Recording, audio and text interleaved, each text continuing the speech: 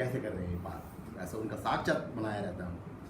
वैसा है सर्प बिच्छू आदि का विश्वमात द्वारा दूर किया जाए और अग्निदेव सबकी शीत दूर कर देता है। इन दोनों को कुछ भी पाप नहीं लगता, लेकिन कुपात्र को गोदान देने से दाता नरक में जाता है। कुपात्र मतलब उसको देने से गलत व्यक्ति को दान देने से। ये सर जो नीच रहता है, वैसा रहता है, दलित रहता है, उसको नहीं देनी चाहिए गाय दान। उसको दे देगी गाय दान, चलो पाल लेगा, ऐसा नहीं है।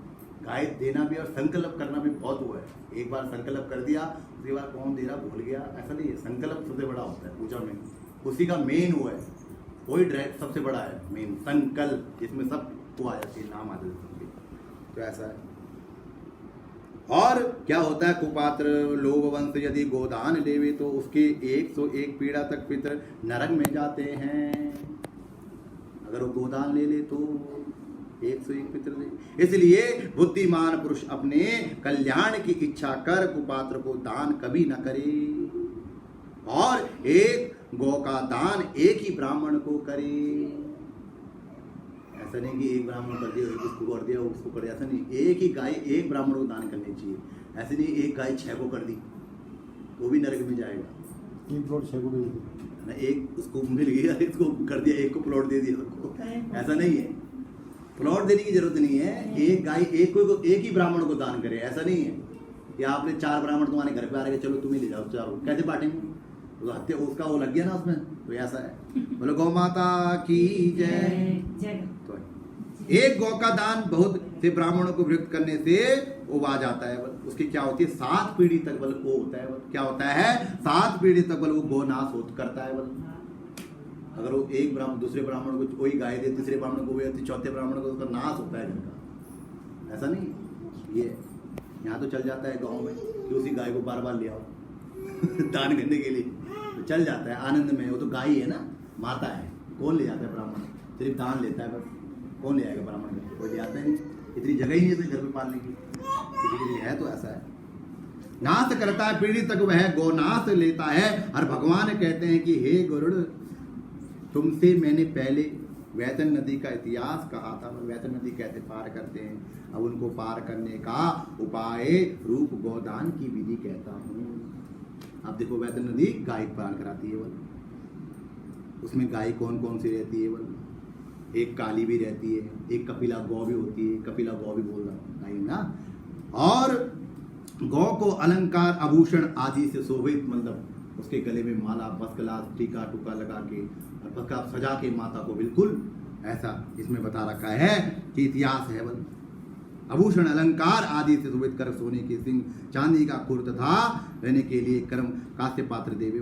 ऐसा होता है। 2 काले वस्त्रों से गौ का दान कर गले में घंटी बांध कर कपास के ऊपर वास्त्र सहित एक ताम्रपात्र रखें। उसके ऊपर लोहदंड से सहित सुन पर यमराज के स्पित कर धृत से, मतलब घी का डब्बा और एक कांसे का पात्र ताम ऊपर रखें। क्या करें? पंडित को जब हम वो करते हैं, क्या करते हैं, वैतन नदी पार कराते हैं, तो एक कांसे की थाली में घी भर के भी दान करना पड़ता है पंडित को। वो भी होता है उसमें दान करते हैं, हम बताएंगे, वो होता है इसमें, ठीक है। वो थाली सहित घी भर के दान होता है, चाहे वो रखे चाहे उसको करे, मैं एक वो बता रखा है, ठीक है जी। ऐसा है। पात्र में रखे इसमें लिखा है कि यमराज को स्थापित करते धृत के भरे एक कांसे का पात्र तम्रपान के ऊपर रखे, उस पर आता है घी का उड़ाने, और उसके ऊपर लोहा दंड के से सुरपट के यमराज के स्थापित करे धृत से भरे एक कांसे का पात्र रखकर बल ऊपर रखे, उसे जगह के एक बल बाद में बल क्या करें, बल उसे गड्ढे में खोद के डालना है बल बाद में। तो पंडित उसको कैसे ले जाएगा खुला ऐसे, तो उसे गड्ढे में जमाना पड़ता है बगल पे।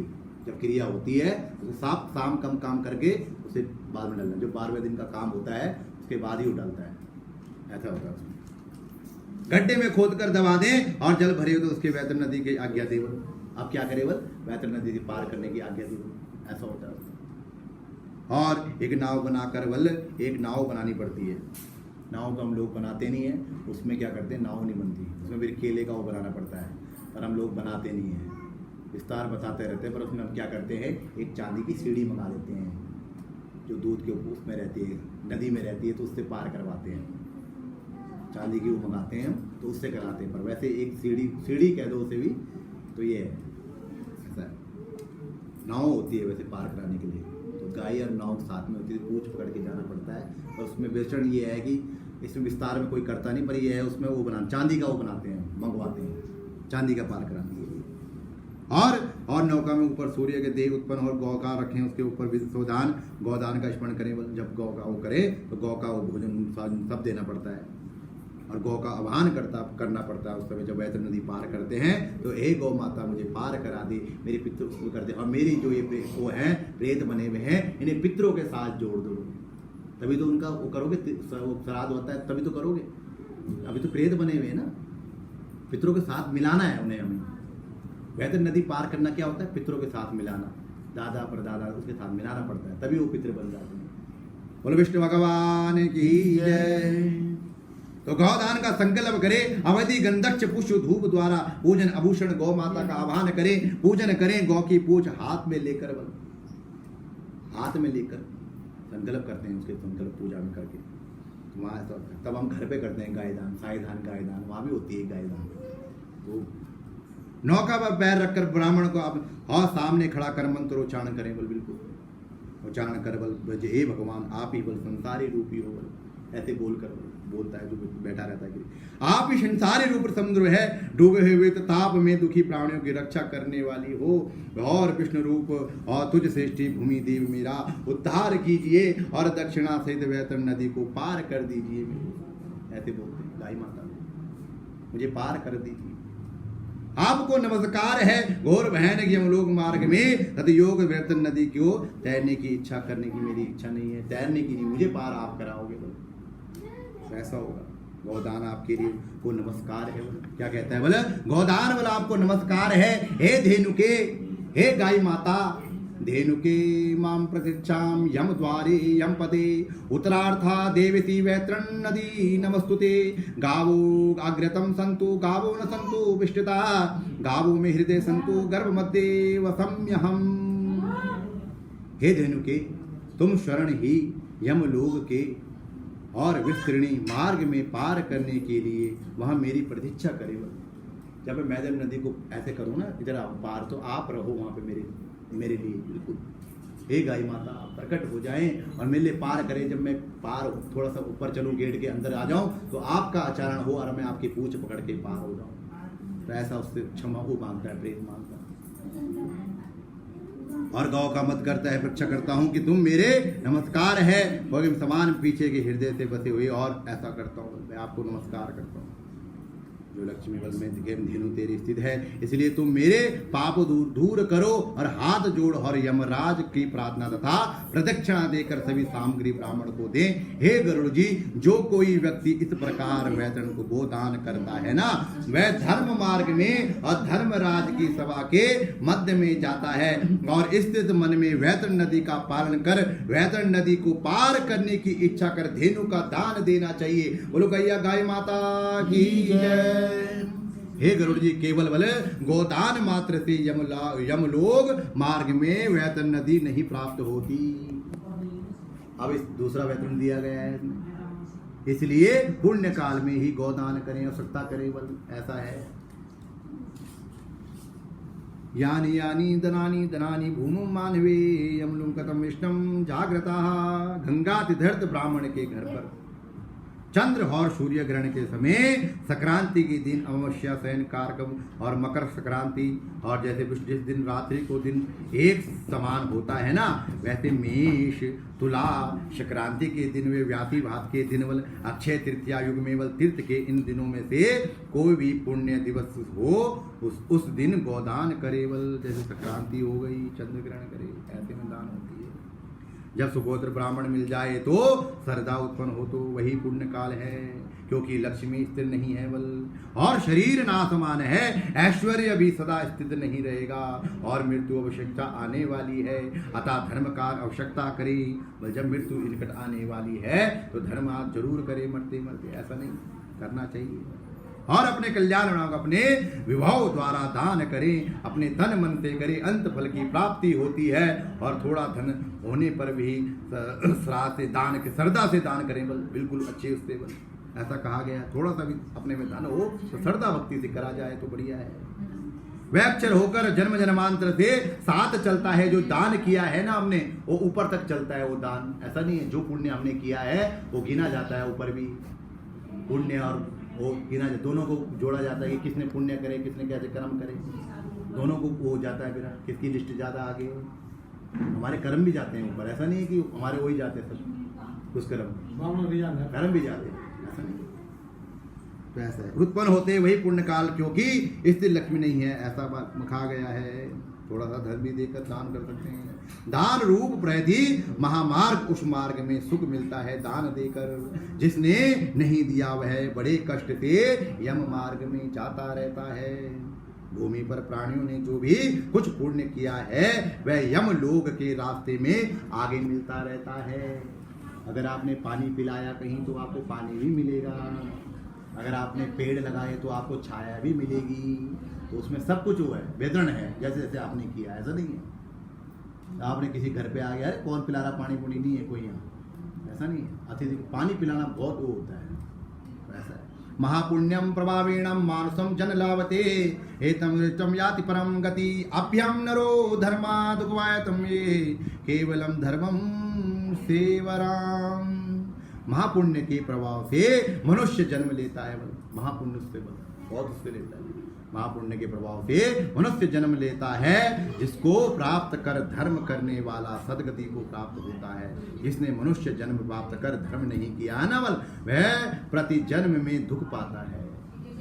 जब उसका जन्म होता है फिर वो दुख पाता है। अगर इसने किसी ने वो नहीं करा ना, ऐसे जन्म में पहले पुण्य नहीं किया और मर गया और बस, फिर अगले जन्म में भी दुख पाता है वो कर्म, हर कष्ट को पाता है, ऐसा कहा गया।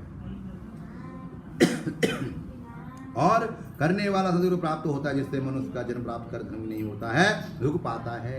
धन और पुत्र और कलासी आदि शरीर बंधु अग्नित्य है, और इसलिए धर्म का आचरण करना चाहिए। ये शरीर ऐसे नहीं मिला है, करना चाहिए यार कुछ जो भी है आपके पास समय समय में करना चाहिए। जब तक प्राणी में प्राण रहता है तब तक उसका आपस में प्रेम स्थित रहता है। जब प्राण रहते हैं शरीर में तब तक के लिए भाई बंधु सब रहते हैं। जब वो चला जाता है तो कोई उसके साथ नहीं जाता, वो अकेला जाता है। बोले विष्णु भगवान की जय। किंतु मरने के बाद किसी का स्टेय नहीं रहता, वहाँ भाई नहीं रहता, बंधु नहीं रहता, चाचा नहीं रहता, ताऊ नहीं रहती, माँ नहीं रहती, वहाँ कोई नहीं रहता। तो ऐसा है, आत्मा ही आत्मा का मित्र है। आत्मा ही आत्मा मिलती है, कोई मित्र है दोनों अपने, ये तो आप कोई नहीं है। ऐसा बारंबार जानकर अपने जीते हुए धर्म और संचय करें, क्योंकि मरने के बाद कौन किसको देगा।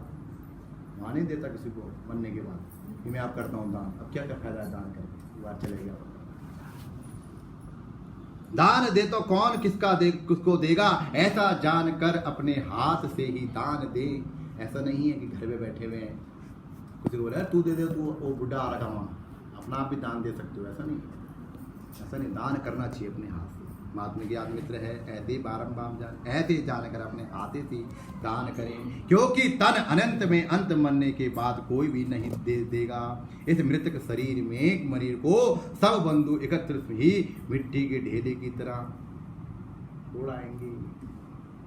ऐसा नहीं है, तेरा भूमि पर रख तथा कृष्ण भस्म लगाकर सब वापस आ जाएंगे वहां से छोड़कर, लेके थोड़ी नहीं आएंगे उस आदमी को, तो वहां छूट जाएगा। केवल धर्म ही साथ चलता है, सिर्फ धर्म ही साथ चलता है उसके, और वो नहीं चलता, कोई बंधु नहीं चलते उसके साथ, सिर्फ धर्म ही चलता रहता है। जो जीते कर लिया, बस ये हो गया जो हो गया।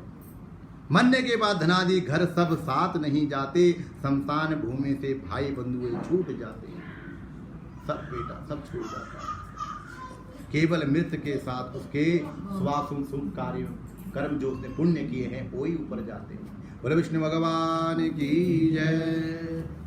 ये शरीर अग्नि में भस्म हो जाता है, फिर उसके बाद जब वहां छोड़ के आ जाते हैं तो ये शरीर अग्नि में भस्म हो जाता है, परंतु उस शरीर के किए हुए कर्म प्राणियों के साथ चलते रहते हैं। वो तो भस्म हो जाता है, जो उसके कर्म रहते हैं वो चलते हैं इसके साथ, सब ऊपर जाता है। दुख रूपी समुद्र है, यहाँ कोई किसी का बंधु नहीं है, केवल कर्म संबंध में जीव आता है और कर्म रक्ष में चला जाता है। जैसे ऐसा है, बहुत सारे पर अनेक मनुष्य जल पीने के लिए एकत्र होते हैं। यदि बहुत सारे एकत्र जल पीने के लिए होते हैं तो उसके बाद ऐसा जल पीकर चले जाते हैं, ऐसा होता है। वैसे ही माता पिता भ्राता बुंद बुंदु स्त्री आदि सबका यहाँ मिलाप होता है और पुनः चले जाना होता है।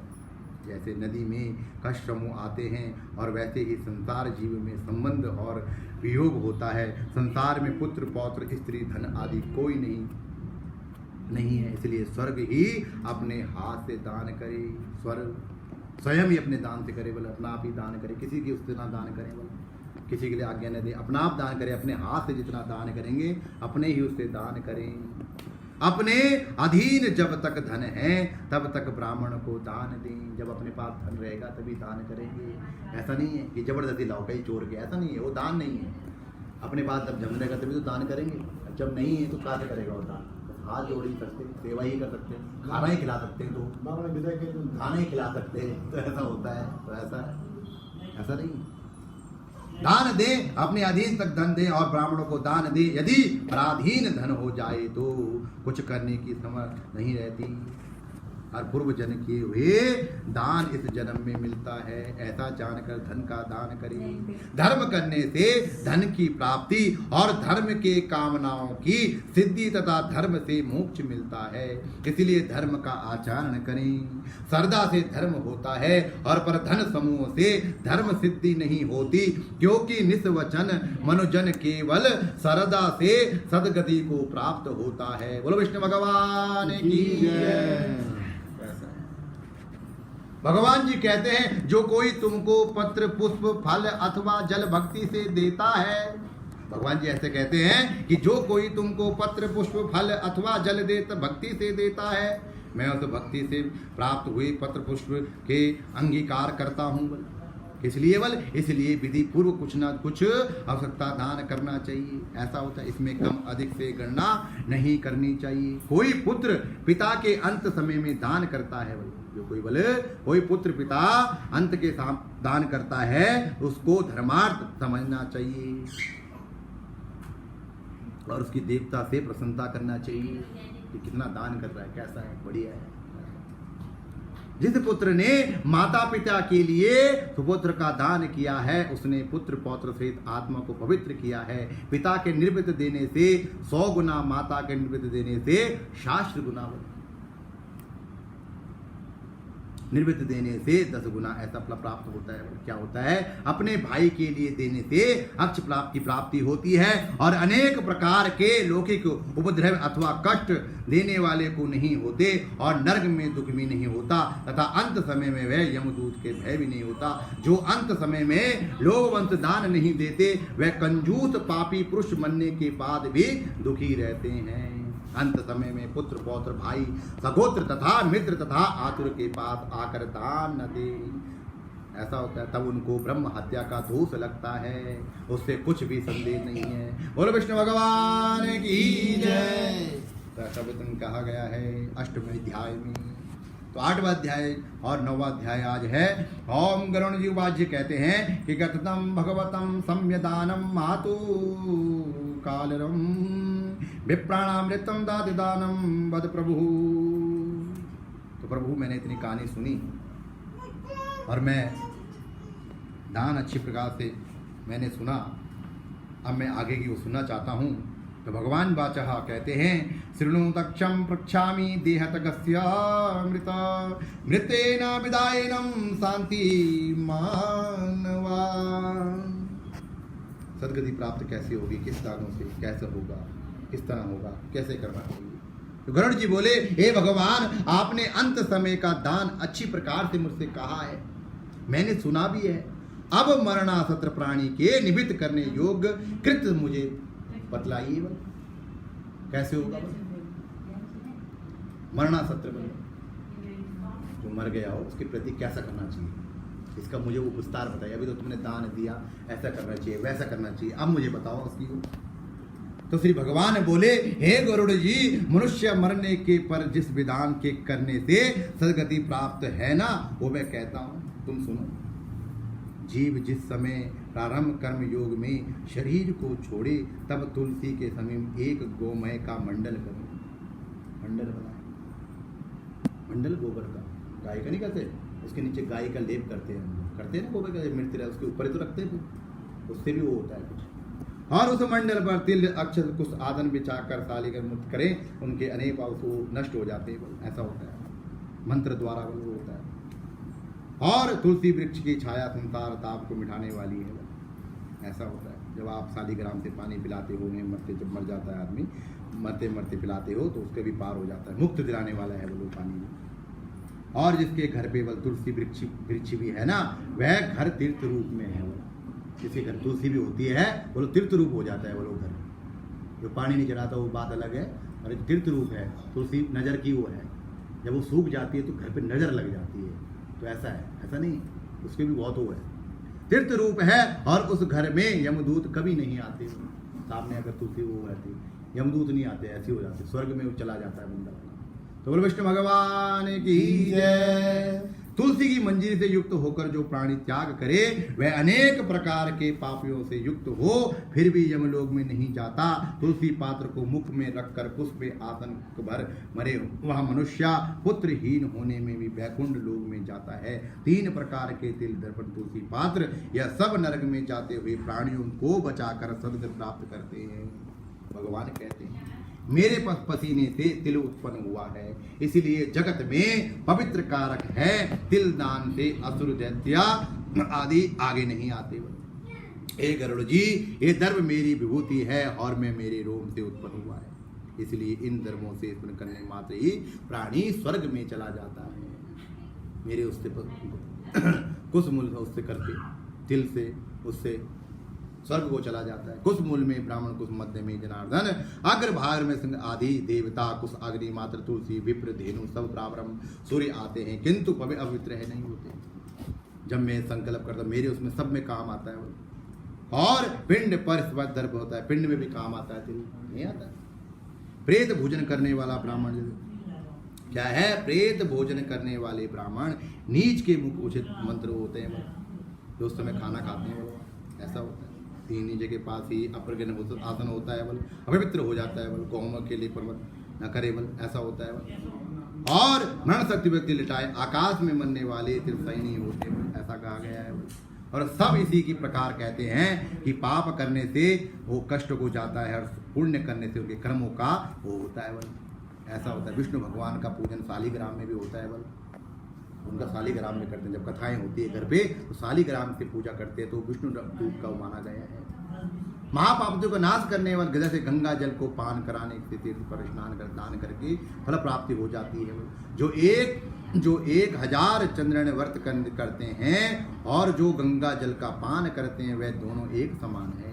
हे गरुड़, जैसे अग्नि में रुई का समूह नष्ट होता है ना, वैसे गंगा जल पान करने से सब पातक जल भस्म हो जाते हैं। बोलो गंगा मैया की जय।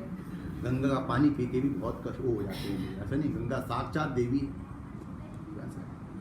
जो कोई सूर्य किरण से तपे हुए गंगा जल को पीता है ना, वह सब योनि से मुक्त होकर विष्णु लोक में जाता है।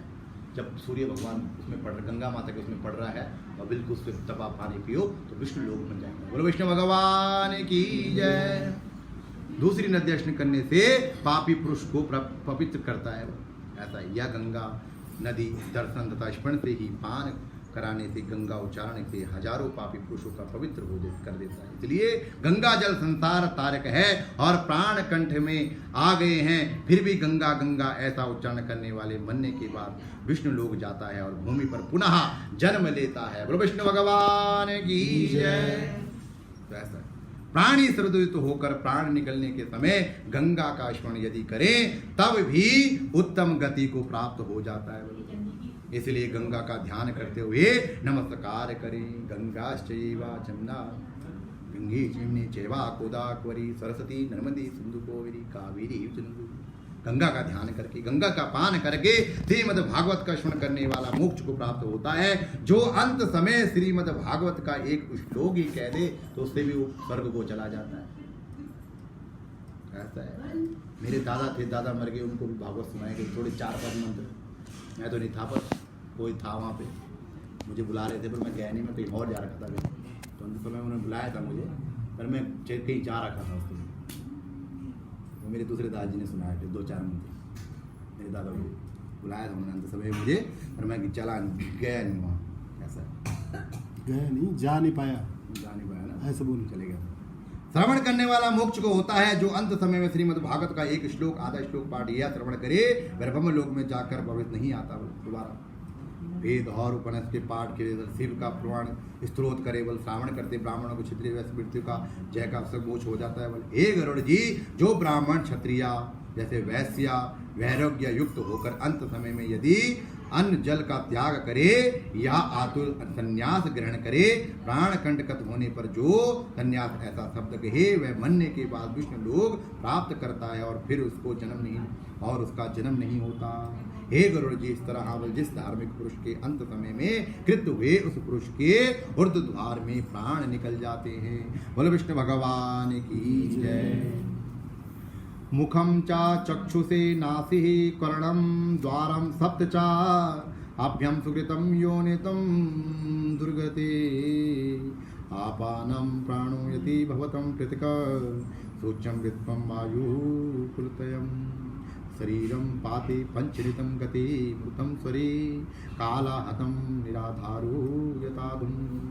मुख और नेत्र और नासिक कान और इन द्वार कहता है, क्या कहता है? उदर द्वार कहते हैं। क्या कहते हैं? मुख को और नेत्र को, नासिक को और कान, इन द्वारों को उद द्वार कहते हैं। इन द्वारों से अच्छे पुरुष के प्राण निकलते, ऐसा होता है। और योनियों में और तालुर्त जन प्राण निकलने में, प्राण और अपान में, ये दोनों अविनाश रहते हैं। जब ये अलग अलग होते हैं तब सुप्त होने पर वायु उस शरीर पुतले से निकलता है। जब सुनने की इच्छा नहीं होती, सुनने की इच्छा नहीं होती, नेत्र से दिखने की इच्छा नहीं होती, तो ऐसा होता है, शरीर रूप पुतले से हो जाता है। उस वायु के निकलने के बाद वह शरीर गिर जाता है। जैसे बिना आधार वृक्ष वायु बल से नीचे गिरता है, वैसे ही प्राण जब इस शरीर को छोड़ता है तब यह शरीर दुर्गंध करता है। दुर्गंध करता है ना, जब हम जिंदा रहते सबको रहते तो सैंड सूंड खूब नहा धो के करते हैं। जब आदमी मर जाता है तो शरीर छूट जाता है तो उसमें गंध आ जाती है, अगर उसे ले जाए ना जाए दुर्गंध आ जाती है उसमें। तो ऐसा है, शरीर में वो आ जाती है, दुर्गंध तथा निर्गंध हो जाती है। फिर कोई भी इस शरीर को स्पर्श नहीं करता। 3 अवस्था शरीर की होती है। प्रथम तो उसमें जीव पैदा हो जाते हैं, अगर ज्यादा दिन रखे तो कीड़ा पैदा हो सकते हैं उसमें। बोलो विष्णु भगवान की जय। अगर ज्यादा दिन रखा जाए तो आजकल तो फैसिलिटी है कि उसमें रखो तो उसमें रखो, अगर उसमें ना हो तो क्या करें। और जानवर ऐसा हो जाता है, ज्यादा हो जाता है तो जानवर खा जाते हैं, दूसरी या तीसरी बार सुगंध आ जाता है, वह सुगंध हो जाता है। ऐसे शरीर का प्राप्त कर क्षण भर में मनुष्य क्या अभिमान करता है। अगर तेरे साथ ऐसी है तो तू क्यों अभिमान करता है? आ गया इसमें तो पंच महाभूतों निर्मित का यह शरीर पंचभूतों से बना है। ये शरीर ऐसे थोड़ी बना है, पंचभूतों से बना है। हमारे सब कुछ शक्तियां हैं। पंच महाभूत निकल पृथ्वी तेज और वायु जल लीन होता है, ये सब है हमारे उसमें। तो ऐसा है, सर्विद्रम जीवम सप्तम कर्म कोशम, देह से स्थित जो आत्मा वही स्वरूपी सुख कारक तथा बंधु सहित जगत का समीप भूज अग्ज अमर होता है। ऐसा वह आत्मा शुभ अशुभ फल को नहीं भोगता। वह आत्मा 10 इंद्रियों से युक्त तथा शब्द स्पर्श रूप 10 गंध और काम क्रोध युक्त और अन्न में प्राण में मनो में विज्ञान मन आनंद में यह 5 कोशों में युक्त नवीन शरीर से उसी प्रकार प्रवेश करता है जैसे घर में आग लगने पर मनुष्य नूतन भागता है, वो दूर भागता है। जब घर में आग लग जाती है तो भागता है। ऐसे ही ऐसे जीव निकल समय और छल चामक युक्त होकर स्वर्ण आदि घुंघर बंधे हुए ऐसे विमान में लेकर विष्णु हृदय में आता है। ऐसा होता है, जो दान करे, ये करे, वो करे और बंधुओं के साथ रहे, सही रहे। ऐसे में बल क्या होता है, बल विष्णु का एक वो आता है, ठीक है, विमान आता है। विमान बोलते हैं, विष्णु का विमान बोलते हैं उसे। विमान विष्णु आता है। ये देवदूत धर्म के सारे और बुद्धिमान तथा सदा धर्म में निष्ठ कहे गए हैं। जिनको ऐसे विष्णुदूत अपने और विमान को बैठकर सर्वलोक में जाते हैं, वो पवित्र रहते हैं और धार्मिक पुरुष तत्काल दिव्य देह धारण कर उज्जवल वस्त्र और पुष्पादि के माला तथा स्वर्ण रत्नों से आभूषित होकर अंत समय के दान के पुण्य से, जो दान मरते समय दे दिया और दान के पुण्य के देवता सहित पूजन होकर स्वर्गलोक को चला जाता है।